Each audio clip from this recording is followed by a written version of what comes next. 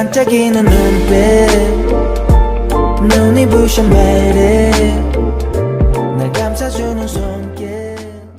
What are you talking about? Suddenly asking for 10 billion won? Yoon Se-young glared at Hwang Jin Goo as she spoke. Hwang Jin Goo then showed her a piece of paper, a contract which left Yoon Se-young shocked and worried. Today, I'll tell you how Hwang Jin Goo cleverly brings punishment to Yoon Se-young. Yoon Se-young had joined a company where Goo Ji-seok was in charge. On her first day, he welcomed her with a soft, low voice that hid a deeper meaning. Could it be that we really meant to meet again? He smiled, but Yoon Se-young felt uneasy. She thought she had put the past with Goo Ji-seok behind her, but his presence brought back old wounds. Goo Ji-seok wanted revenge on Chairman Shin Yeo-jin and planned to use Yoon Se-young, who was part of Shin Yeo-jin's family, to gather information. However, he still had feelings for her. Using work as an excuse, they grew closer and Hwang Jin Goo noticed it. He paid close attention to Yoon Se-young's actions and began to suspect her. He hired a detective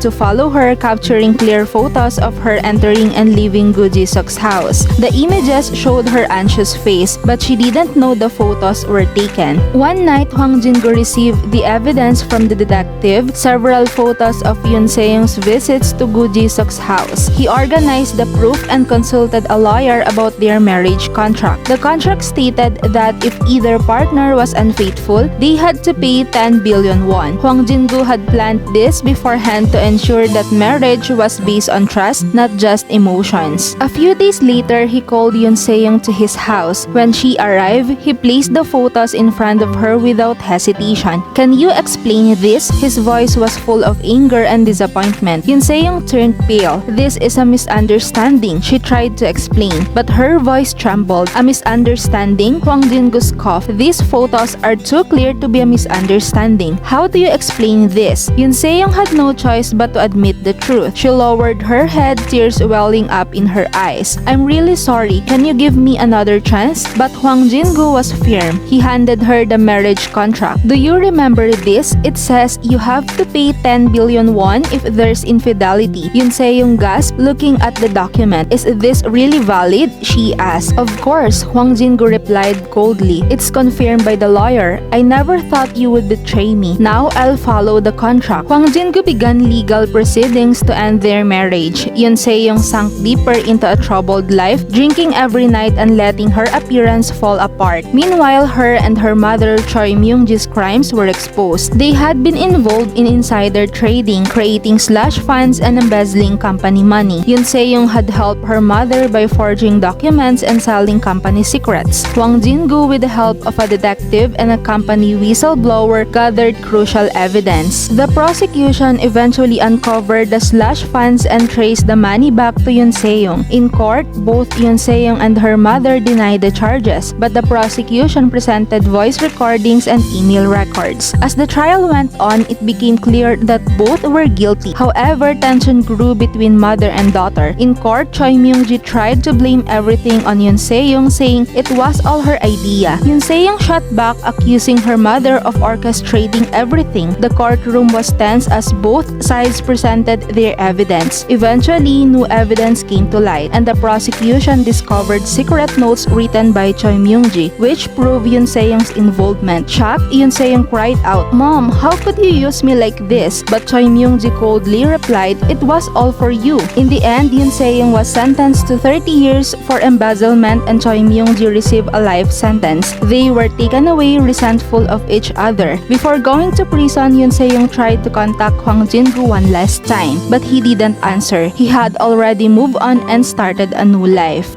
Cause you are